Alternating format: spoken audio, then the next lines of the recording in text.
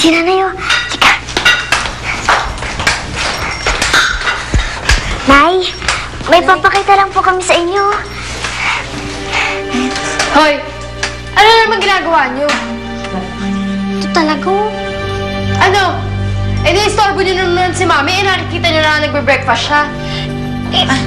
Ano ba yan?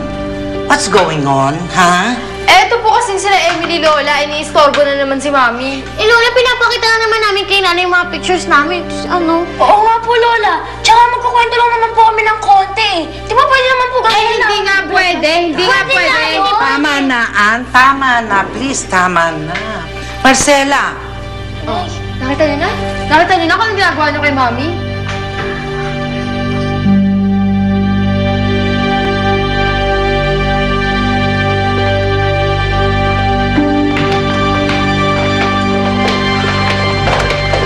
Lola, ako na pong bahalang mag-asikaso kay Mami. Baka may kailangan pa siya sa akin.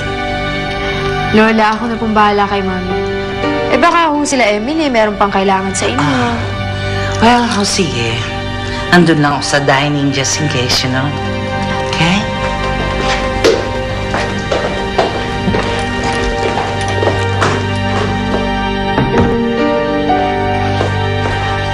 Mami, okay lang po kayo?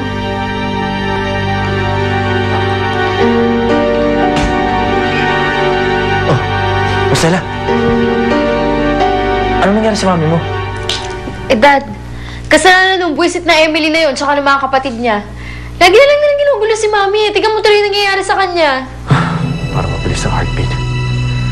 Papainumin lang ng gamot ng pampakalma. Dad, bakit kasi hindi na lang natin paalisin dito sila Emily, di ba? Magsikain na kayo. Huwag na kayo mag-alala sa nanay ninyo. Nagpapahinga na yun. Eh, Lola, si Ate Ann naman po talaga may kasalanan eh. Jinx, huwag na tayo magsisihan pa. Hayaan mo na yun. Marami pa naman tayong pagkakataon para mapakita kay Nanay yung mga pictures natin. Kapag pinabayaan pa natin na nandito sila, ano na lang mangyayari kay Mami? Ann, konting pasensya na lang. Temporary setup lang to. I promise you, we will get rid of those kids. Talaga na, painumin ang ating kamot. Asan yung ralos ko? Dito ko lang pinatong kina. Teka, sila Tita Daisy to ah. Ha? Nakataka sila sa kulungan. Lagot! Baka totohanan nila yung sinabi sa atin nila nun, yung gagantihan daw nila tayo. Anak ko, mga apo, huwag kayo mag-alala.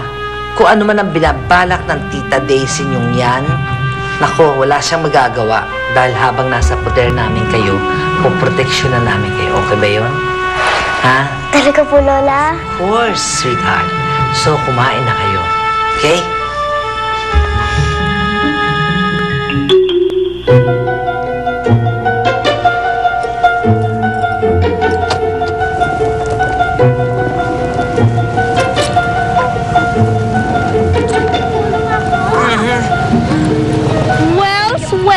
Wells. Aba. Tama nga ang hinala natin. Bumalik nga sila sa pamamahay natin.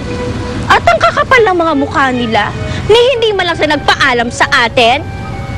On the other hands, Mommy, hindi na tayo mahihirapan na hanapin sila. Kasi andito lang naman pala sila sa bahay natin. You are so right, Sanak.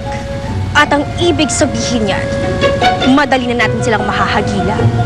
Madali na natin silang makikidnap. Hindi ba, Bruno? Ako lang mag-isa? Eh, asan ba kasi hinayupa kong batugang asawa na yan? Asan pa si Baldo? Asan pa? Eh di nasa kasino. Abay, magmula nung lumipat tayo, hindi na nag-init ang puwit niya sa palasyo.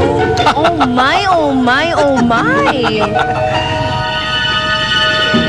Let's go.